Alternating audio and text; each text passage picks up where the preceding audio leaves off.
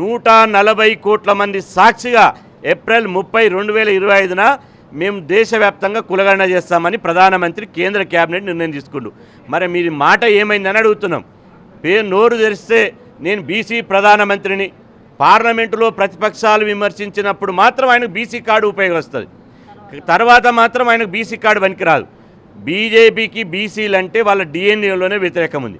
Mandal commission రోజు దేశంలో mandal commission వస్తే వాళ్ళు కమండల్ ఉద్యమం తీశారు. ఇవాళ కూడా బీసీలంతా చైతన్యం అయిపోయి బీసీలంతా మా వాటా మాకు కావాలంటే ఇవాళ చేస్తారు. బిడ్డ మేము అంటున్నాం, మా హనుమంతరావు బీసీ ఒక వ్యక్తి కాదు, బీసీలకు శక్తి. మా మధుసూదన్ చారన్ ఏమన్నాడు, ఇక్కడ మాకు పార్టీలు లేవు, జెండాలు లేవు, ఏ బీసీ బిడ్డ బీసీ హక్కుల కోసం పోరాడినా మేము ఆ బీసీ బిడ్డకు మద్దతుగా ఉంటాం.